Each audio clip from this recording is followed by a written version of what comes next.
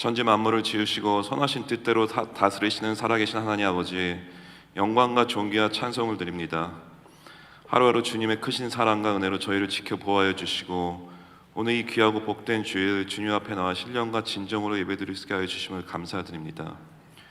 주님의 말씀을 사모하여 주님께 신령과 진정으로 예배드리기 위해 저희 이 자리에 모인 저희들을 축복하시되, 혹 세상에서 상하고 찢겨진 심령을 위로를 받게 하여 주시고 환경의 어려움으로 낙심한 성도들에게는 새 힘을 허락하여 주시옵소서. 내가 길이요 진리요 생명이라고 지금도 우리에게 손 내밀고 말씀하신 예수님, 이 시간 우리를 향한 그 주님의 손길을 붙드는 예배가 되기를 간절히 소원합니다. 그리하여 주님 걸으신 그 송아빛을 따라 우리도 예수의 길을 걷게 노라고 믿음으로 순종하며 주 앞에 나갈 수 있도록 인도하여 주시옵소서. 지난 한 주간 육신의 연약함과 믿음의 부족으로 말미암아 주님의 말씀대로 살지 못한 저희를 주님 용서하여 주시고 저희가 지은 죄악들을 지금 이 시간 주님 앞에 회개하기 원합니다. 주님 십자가 보혈의 피로 저희를 정결케 하여 주시옵소서. 또한 저희가 일상의 분주한 삶으로 주님이 저희에게 원하시는 뜻이나 삶에서 멀어지지 않게 하여 주시고 항상 무엇이 먼저인지를 깨닫고 매 순간 주님께서 인도하여 주시는 삶을 살 수 있는 저희 한 사람 한 사람이 되게 하여 주시옵소서. 너는 내게 부르짖으라. 내가 내게 응답하겠고 내가 알지 못하는 크고 비밀한 일을 내게 보이리라. 오늘부터 4주간 시작되는 중보기도 축제를 위해 기도합니다.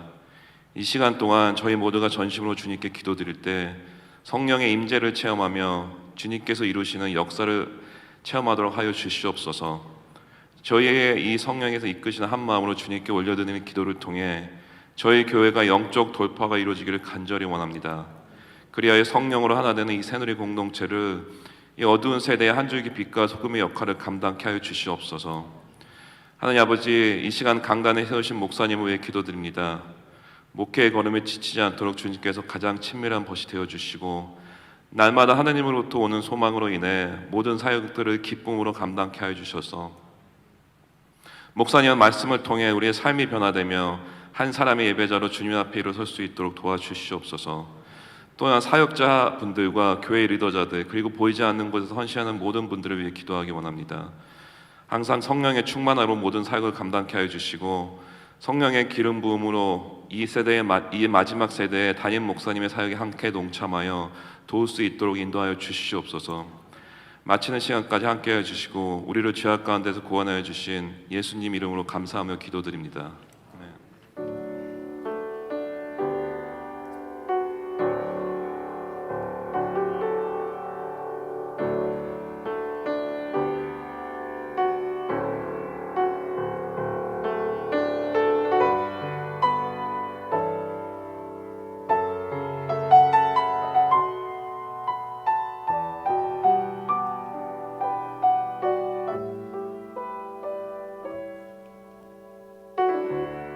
하나님의 자녀는 하나님이 기르시네. 너는 두려워 말아라.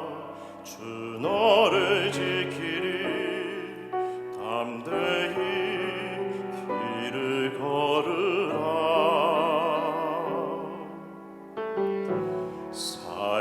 폭풍이 올 때 너는 낙심하지 말라 주께서 인도하시니 두려워 말아라 담대히 길을 걸으라 담대하라 담대하라 주께서 너와 함께 하신다 담대하라 담대하라 주께서 너와 동행하신다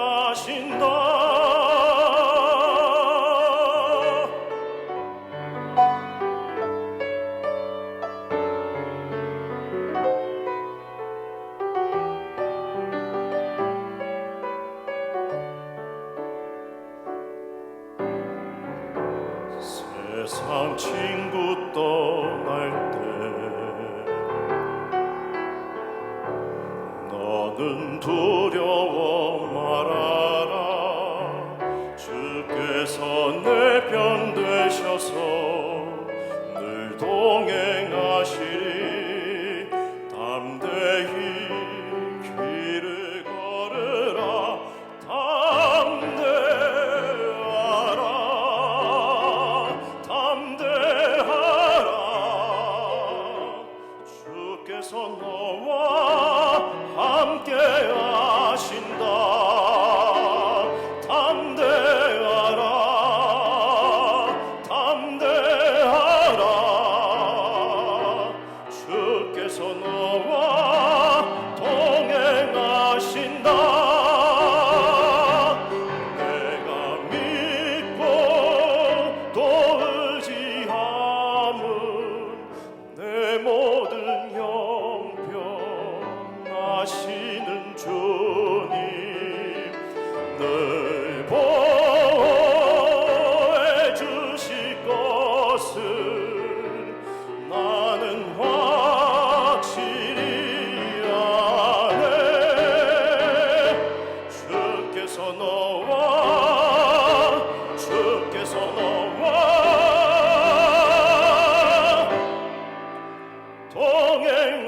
동행하신다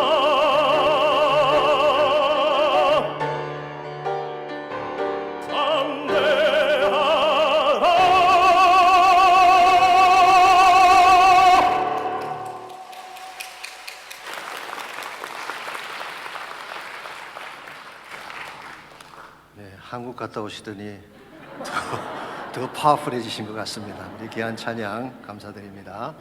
우리 계속해서 또 월식 과이슬 찬양으로 영광 돌려 주시겠습니다.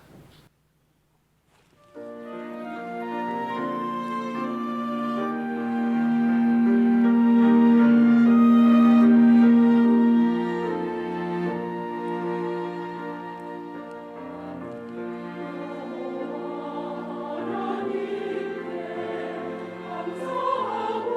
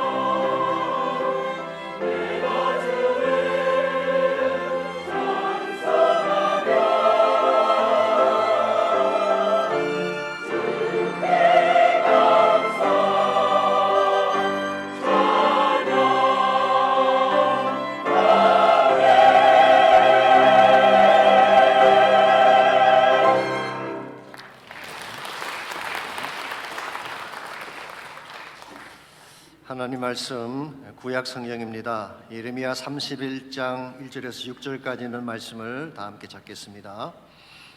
제가 진 성경으로 1100페이지에 있습니다. 예레미야 31장 1절에서 6절까지 차이신 줄 알고 한 절씩 교독합니다.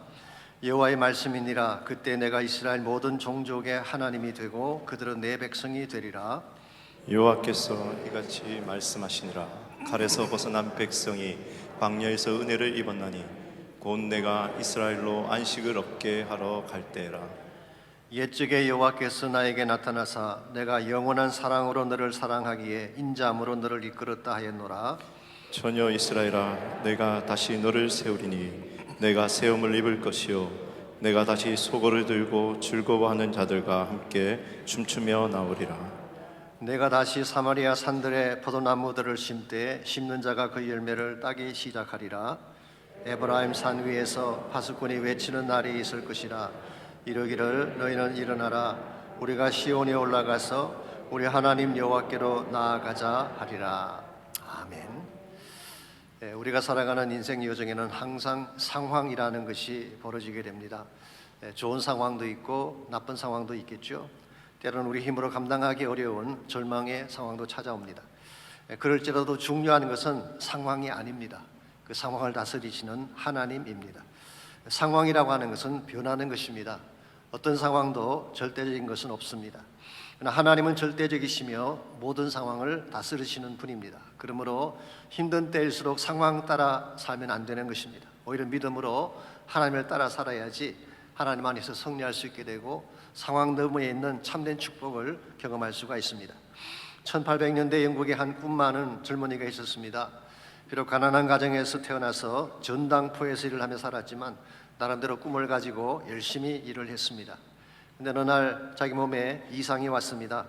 의사에게 진단을 받았더니 심각한 중병이라는 진단이 나왔습니다. 의사는 단호하게 3개월을 넘기지 못할 것이라고 못을 박았습니다. 그 순간 그가 지금까지 품고 했던 꿈도 열심을 다해 달리는 삶의 열정도 산산조각이 났습니다. 그리고 그때부터 그는 침상에 들어누워서 신음하기 시작했습니다. 누구도 만나려고 하지 않았습니다. 밥을 먹는 것도 싫어졌습니다. 오직 그의 귓전에 맴도는 한마디 말은 이제 3개월밖에 살 수 없다는 의사의 말뿐이었습니다. 그의 탈진 상태에서 신음하던 어느 날 새벽에 문득 자신의 마음속에 이런 질문이 떠올랐습니다. 지금 내가 왜 이렇게 죽어가고 있는가? 병이 들었기 때문이다. 누가 그랬는가? 의사가 그러지 않았는가? 그럼 나는 지금 누구를 믿고 살고 있다는 것인가? 의사의 말이다. 그 순간 그의 말문이 막혔습니다. 지금까지 그는 하나님을 믿고 산다고 생각을 했는데 정작 위기 앞에서 의사의 말 한마디를 믿고 있다는 사실이 밝혀졌기 때문이죠. 이 마지막 선포는 하나님께 달려있는 것인데 주어진 상황만 보고 절망한 것입니다. 그렉 로리 목사님 말을 제가 빌리자면 The final word belongs to God. 인생의 마지막 말은 하나님께 속한 것이기 때문에 하나님이 마지막이라고 말씀할 때까지는 아직 final이 아닌데 인간의 말만 듣고 스스로 무너진 것입니다. 이 사실을 깨달은 그가 자리에서 벌떡 일어났습니다. 그리고 교회로 달려가서 하나님께 부르짖기 시작했어요.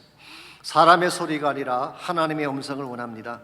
하나님이 끝났다고 말씀하실 때까지는 아직 끝이 난 것이 아닙니다. 나에게 다시 한번 생명의 능력을 부어주십시오. 이 믿음의 선포를 한 후에 그는 마치 병이 다 치료된 자인 것처럼 다시 나가서 뛰기 시작했어요. 죽을 때 죽더라도 할 일은 하고 가자는 마음이었어요.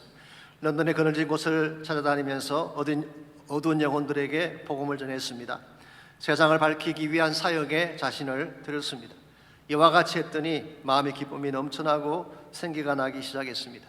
그래서 3개월밖에 살지 못한다던 그가 84세까지 살면서 영국 역사상 가장 위대한 사역자 중에 한 분이 됐어요. 이분의 이름이 구세군의 창시자인 윌리엄 부스라고 하는 분입니다.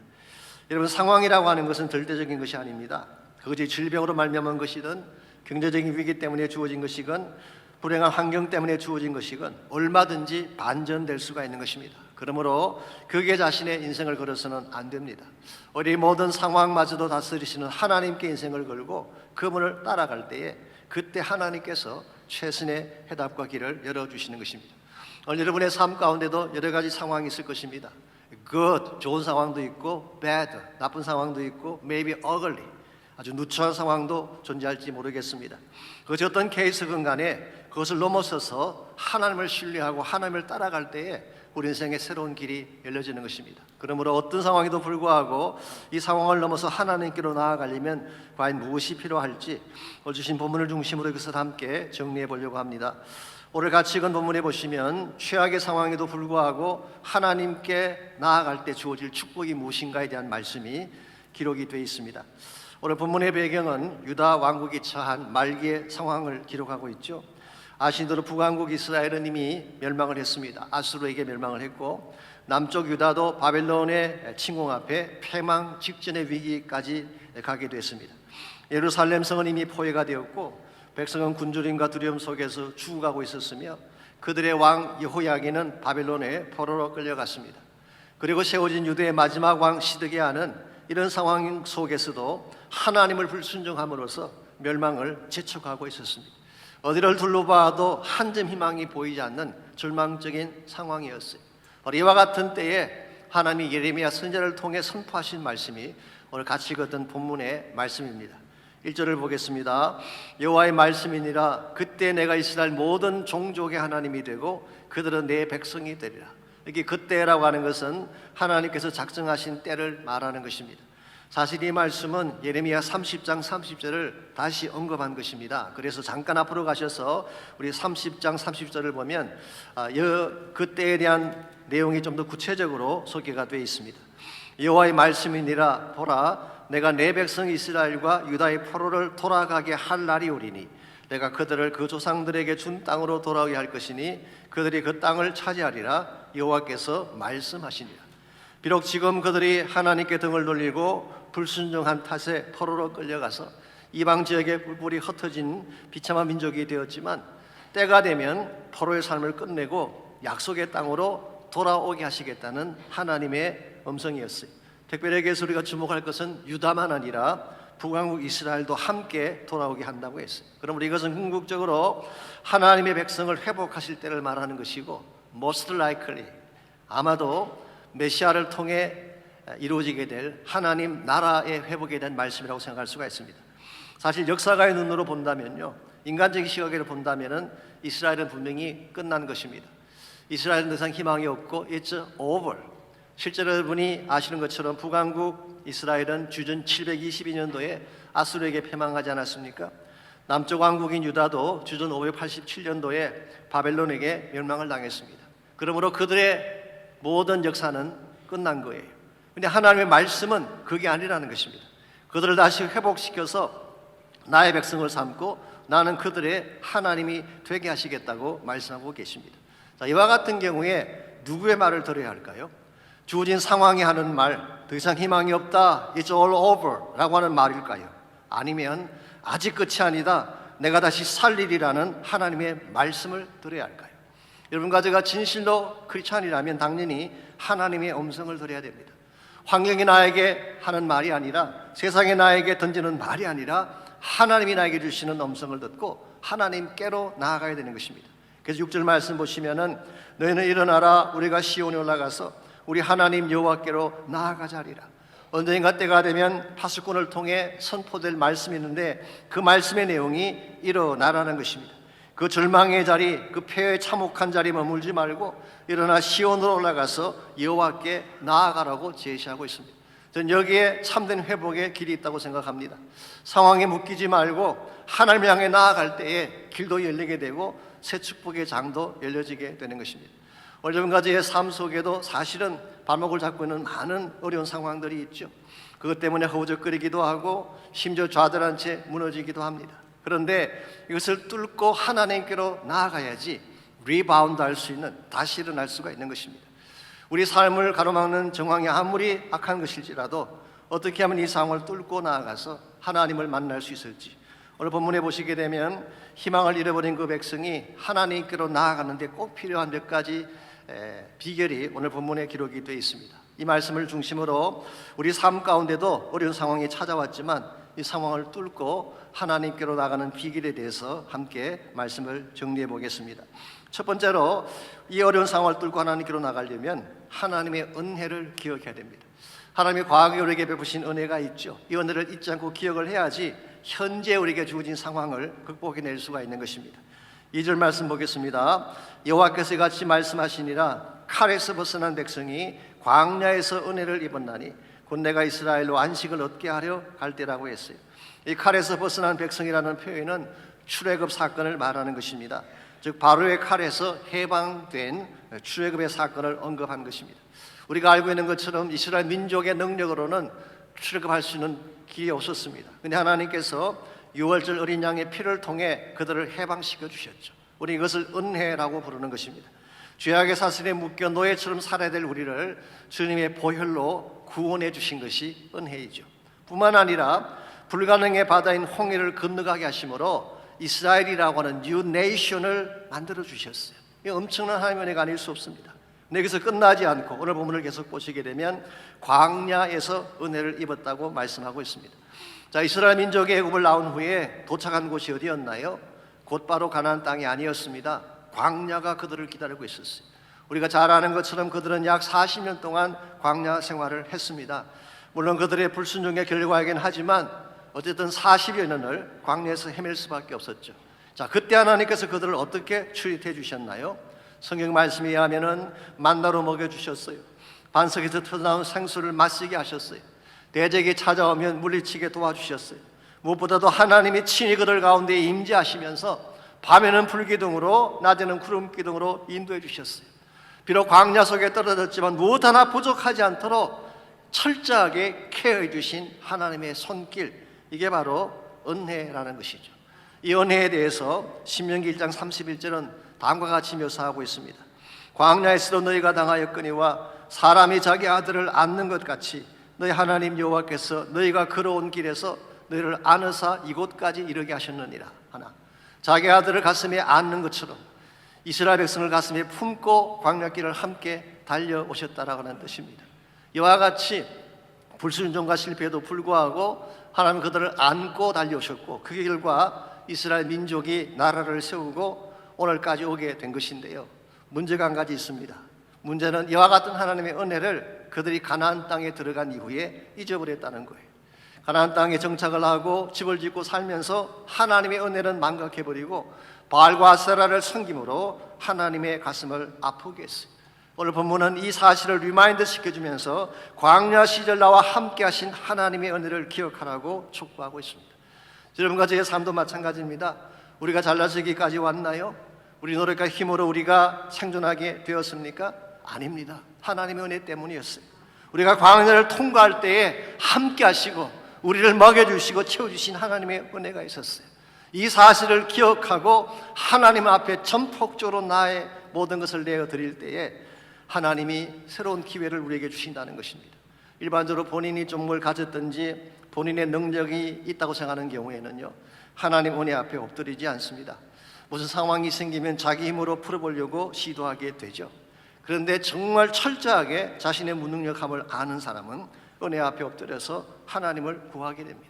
그때 하나님께서 기적을 베풀어 주시는 것입니다.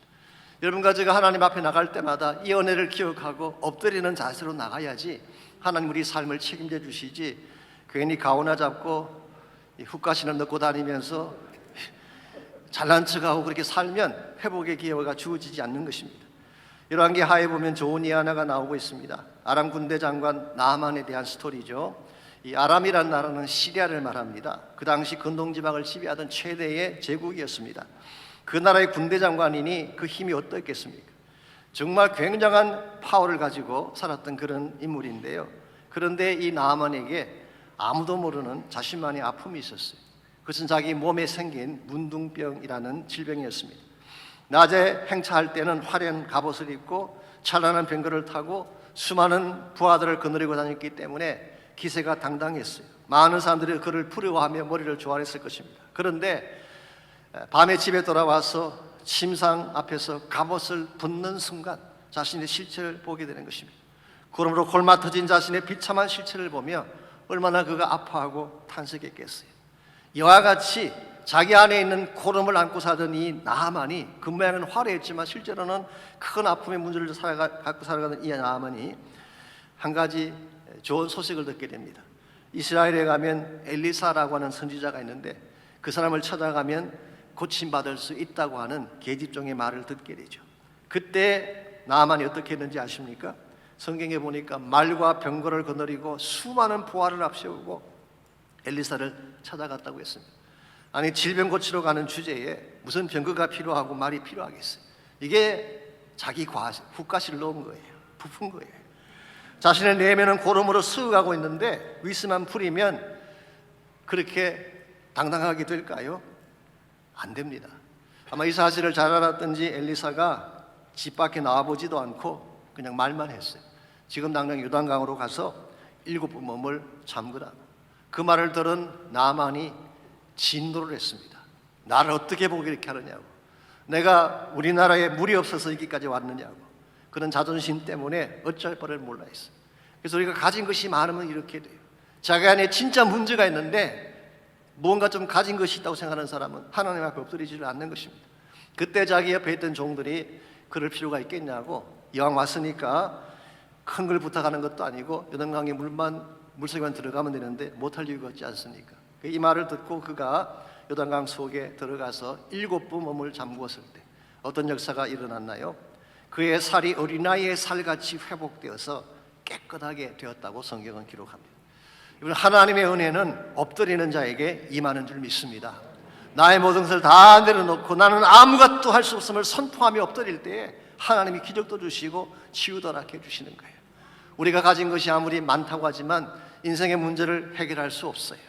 우리에게는 할 수 없는 일들이 너무나 많아요. 그러므로 우리 모두는 겸손하게 하나님의 은혜 앞에 엎드려야 돼요.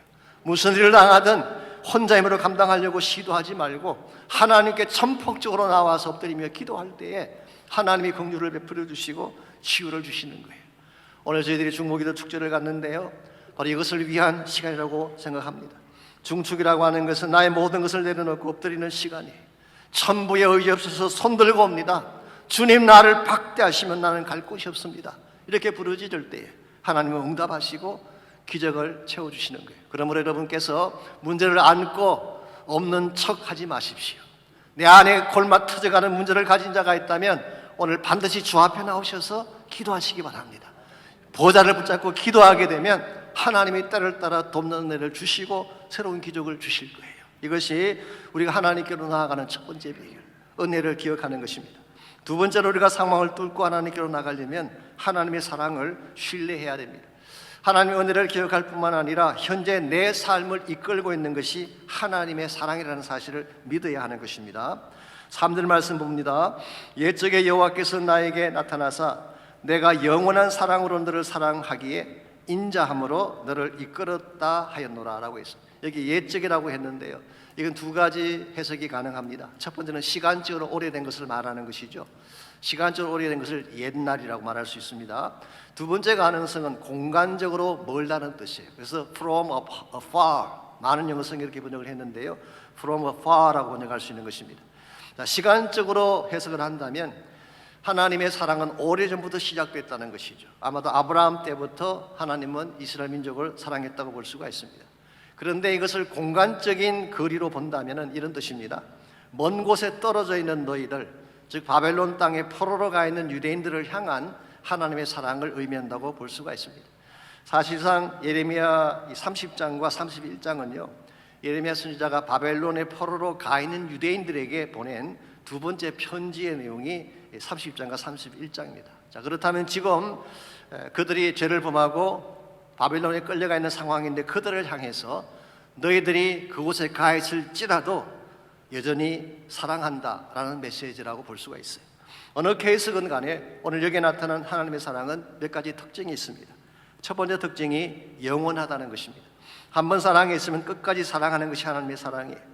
무엇을 좀 잘못했다고 약점이 발견되었다고 중간에 버리는 그런 사랑이 아니라 이스라엘 민족이 죄를 짓고 패망을 당하고 이방 땅에 포로가 되어 끌려갔지만 하나님은 still 그들을 사랑한다는 것입니다. 이게 하나님 사랑의 영원성이 있어요. 두 번째는 인자함이 들어있습니다. 오늘 본문에서 사랑이라는 단어가 나오고 인자함이라는 단어가 나오는데요. 히브리 말로는 이렇게 되어 있습니다. 사랑이라는 단어는 아하바라고 되어 있고, 인자함은 우리가 잘 아는 유명한 단어죠. 헤세드라는 단어를 썼어요. 사실 이 두 단어는 구약에서 거의 같은 의미로 사용이 되고 있습니다. 그래서 헤세드나 사랑은 같은 의미로 보고 있는데요. 그럼에도 불구하고 굳이 구별을 하자면 이렇게 구별할 수가 있습니다. 이 사랑이라고 하는 것은 그 대상 자체를 향한 마음을 말하는 것이죠.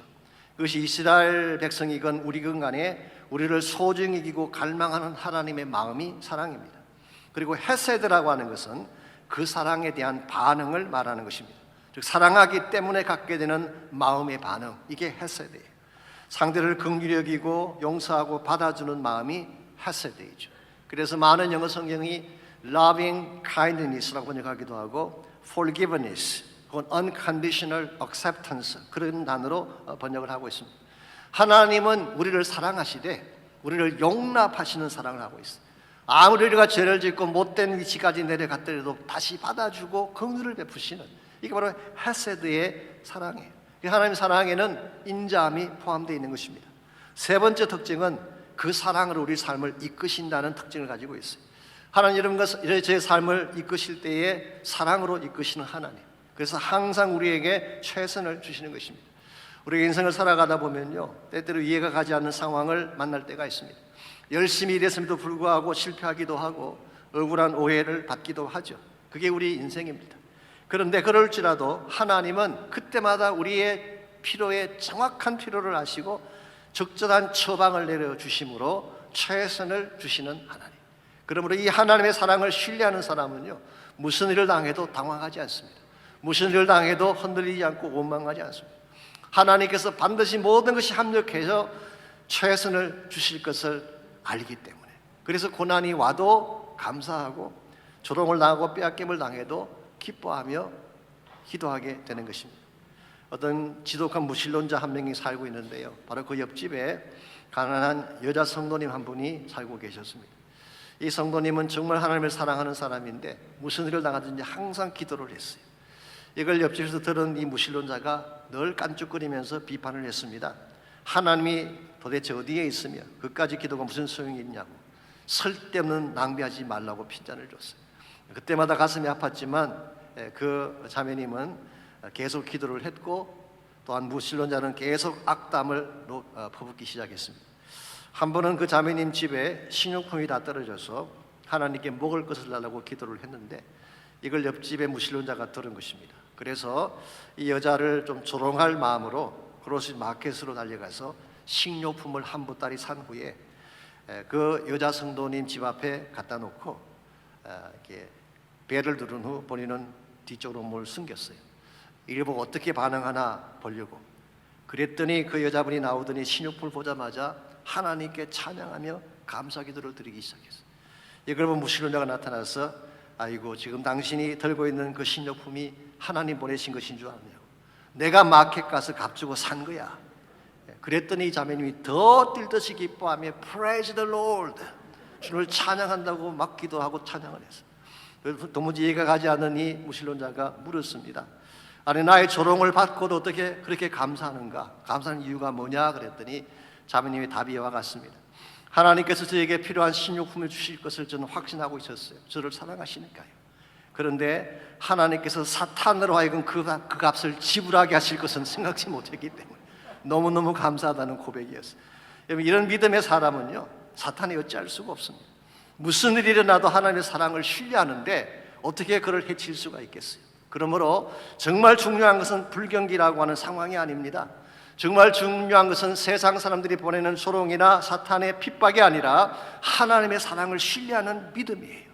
이 믿음을 가지고 기도하는 자의 가정의 기름병은 결코 마르는 법이 없습니다. 하나님 반드시 채워주실 것이기 때문에, 그럼 무슨 일을 당하든지 하나님이 나를 사랑하심을 신뢰하시기 바랍니다.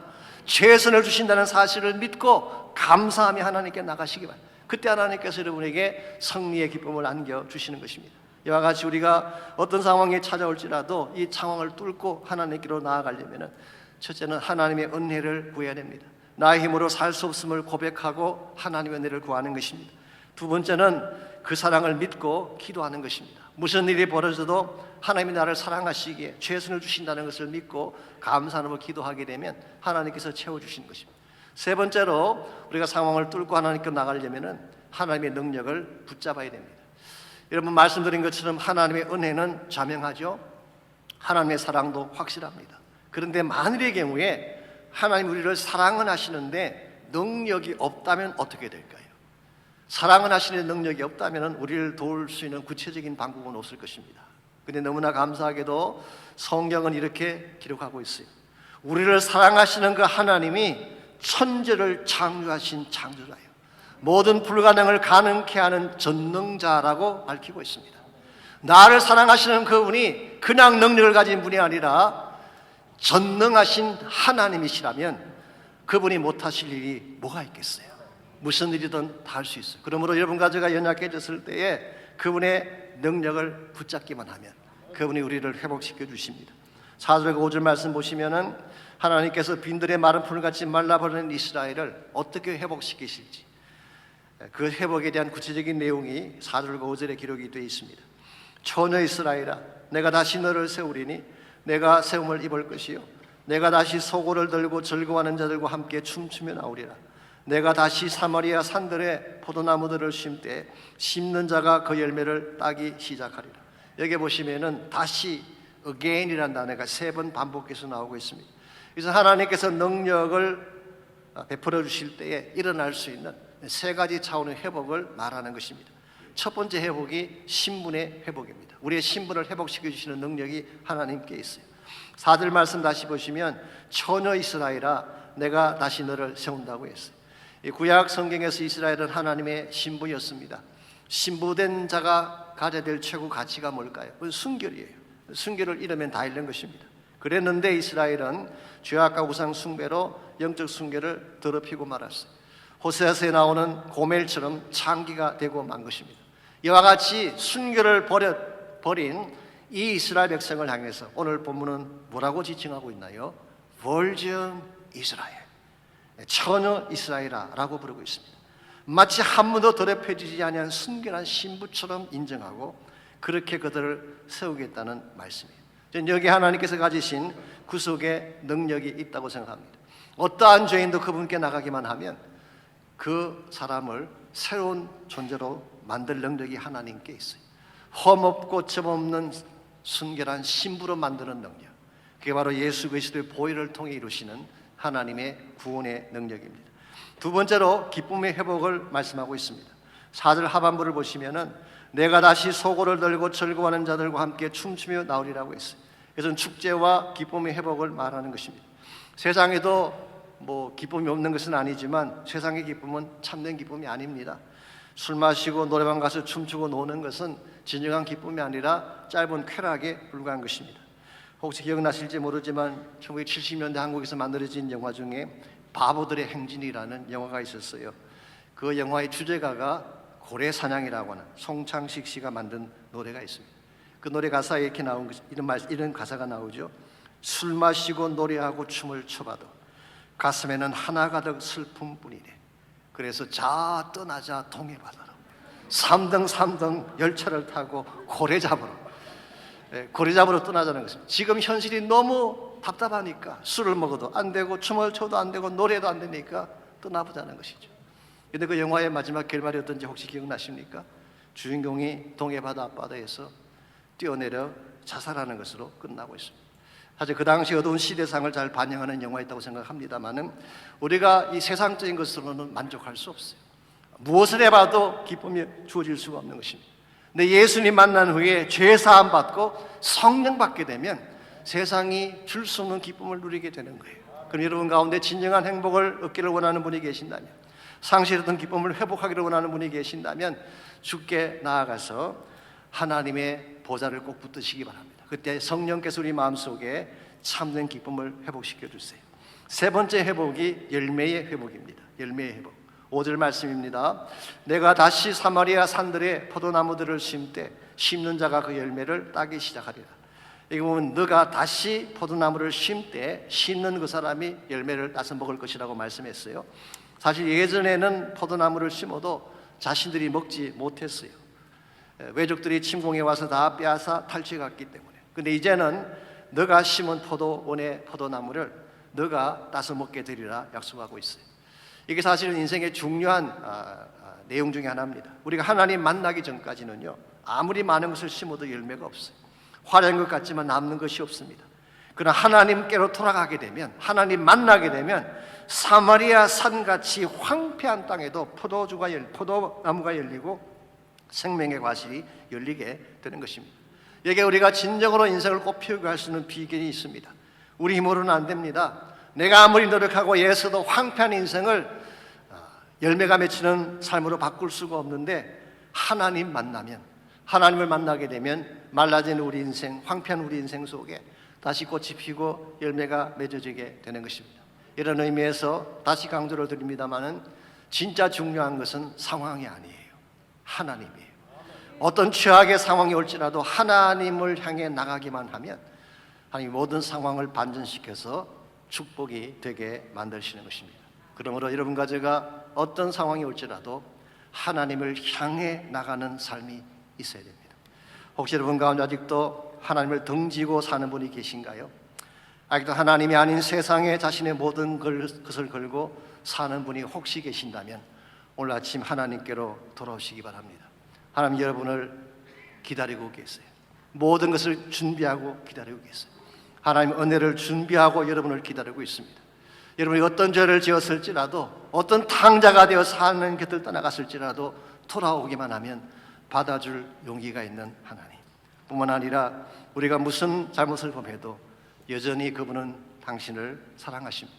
여러분을 위해서라면 모든 것을 다 줄 용의를 가지고 기다리고 계세요. 무엇보다 그 하나님은 모든 능력과 권세를 가지고 여러분을 이렇게 세워주기 위해 기다리고 계십니다. 그러므로 혼자서 고통당하며 혼자서 인생의 문제를 이겨보려고 실험하지 말고 주님께로 나와서 기도하시기를 바랍니다. 기도하면 하나님이 길을 열어주시고 새로운 축복의 장을 만들어 주시는 것입니다. 오늘 주보의 목자실에 잠깐 적었습니다마는 그 데보라 로빌이라는 사람이 쓴 책 중에 Thank You Power라는 감사의 힘이라고 하는 책이 있습니다. 그 책에 보게 되면 나야가라 폭포에 대한 비유 하나가 나옵니다. 나야가라 폭포는 세계에서 가장 장엄한 경치와 엄청난 양의 물이 쏟아지는 것을 자랑하는 그런 폭포이죠. 물론 남미에 수신 분들은 이과수가 더 낫다 그렇게 말씀하십니다만은 물론 이과수보다는 못하죠. 그럴지라도 나야가라는 엄청난 수력 발전을 해낼 수 있는 능력을 가지고 있습니다. 그런데 이 나야가라가 그냥 있을 때는요, 한 440만 킬로와트의 수력밖에 낼 수가 없대요. 물론 그것도 큰 것이긴 하지만 규모에 비하면 그렇게 크다고 말할 수가 없습니다. 그런데 이 폭포의 물이 밑으로 떨어져서 물이 모여서 하루에 도착하게 되면 완전히 다른 양상이 벌어진대요. 무려 17억 가구를 밝힐 수 있을 만큼의 엄청난 수력 자원이 나온다고 합니다. 자, 물의 양이 하루를 향해 내려오면서 축적되어 가기 때문에 그런 것입니다. 여러분과 제가 합심 기도를 해야 될 이유가 여기 있습니다. 개인적인 기도도 물론 중요하고 또 잠깐 드리는 기도도 필요하긴 하지만 합심해서 지속적으로 기도할 때 나타날 역사는 훨씬 더 창대한 것입니다. 만일 모든 성도가 함께 모여서 전심을 다해 합심하여 기도한다면 그때 축적될 기도의 양은 엄청난 파워를 가지게 되고 마치 강하루에 축적된 물이 수력 발전을 일으키는 것처럼 놀라운 하나님의 역사를 가져올 수가 있어요. 사실은 초대교회가 이것을 경험했습니다. 사도행전 4장 28절에서 31절에 보게 되면 초대교회에 절대절명의 위기가 찾아왔죠. 베드로와 요한이 체포당하게 되고 교회의 말살 정책이 집행되고 있었습니다. 그때 성도들은 그냥 보고만 있지 않았어요. 온 성도가 다락방에 모여서 전심을 다해 기도했습니다.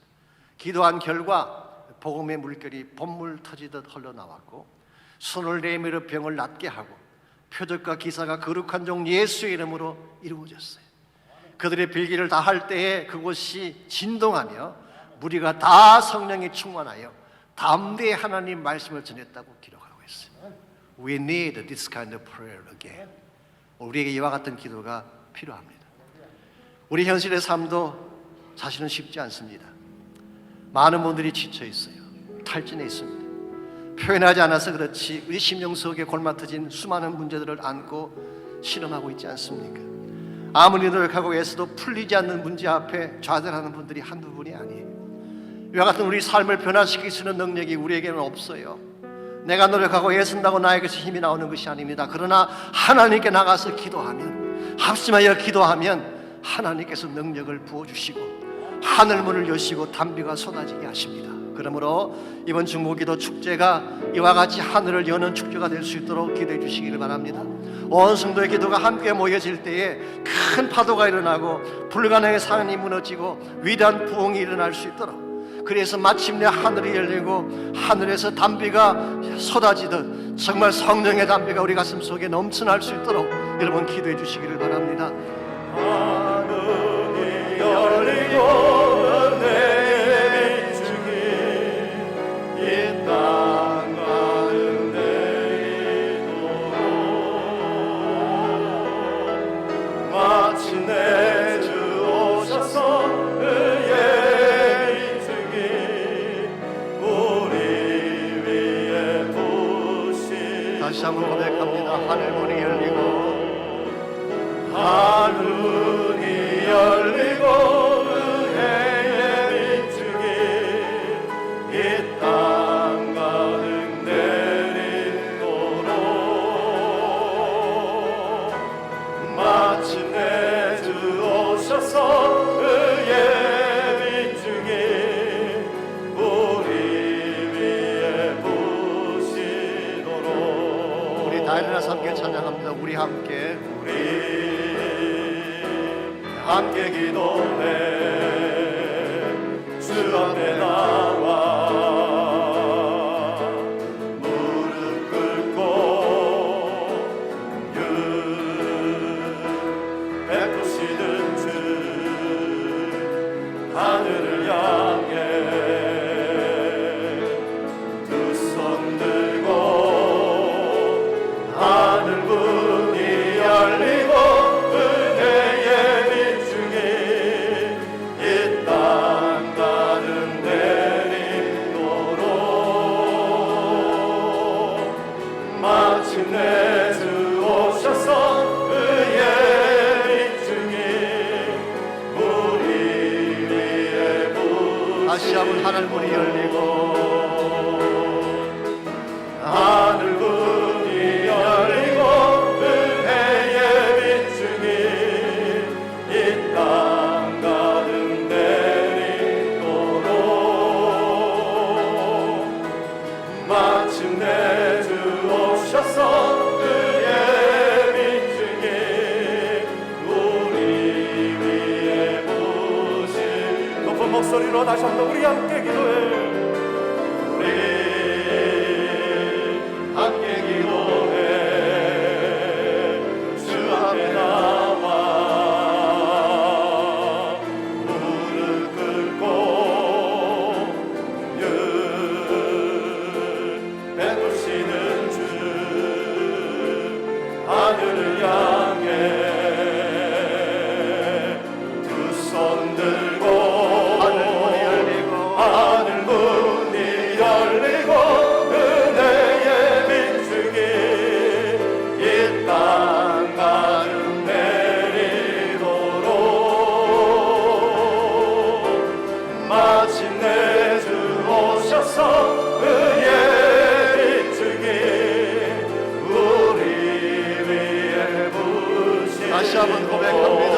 하늘문이 열리고 하늘문이 열리고 은혜의 빛중이 이 땅 가득 내리도록 마침내 주 오셔서 의의 빛중이 우리 위에 부시도록. 하나님 감사합니다. 모든 것이 메말라가고 척박해져가는 이 시대에 저희 본교회 중보기도 축제를 허락하셔서 기도하는 가운데 다시 하늘문이 열리게 하시고 축복의 단비가 쏟아지게 하시는 것을 감사합니다. 온 교회가 모이게 하시고 온 성도가 부르짖을 때에 우리가 모인 이 자리가 진동하게 하시며 복음의 사역사가 시작되게 하시며 닫힌 모든 문들이 열리게 하시며 모든 심령들이 세원내 받고 기름 부음 받고 변화되어 하늘나라 군대가 되어지는 역사가 일어나도록 축복하여 주시옵소서. 이제는 우리 구주 예수 그리스도의 은혜와 하느님 아버지의 거룩하신 사랑하심과 성령님의 충만한 임재하심이 오늘 예배를 마치고 돌아가는 모든 사랑하는 성도 한 분 한 분에게 가정과 삶의 터전과 자녀들과 자손들 위해 이제로부터 항상 함께하여 주시기를 우리 주님 예수님의 이름으로 간절히 축원하옵나이다.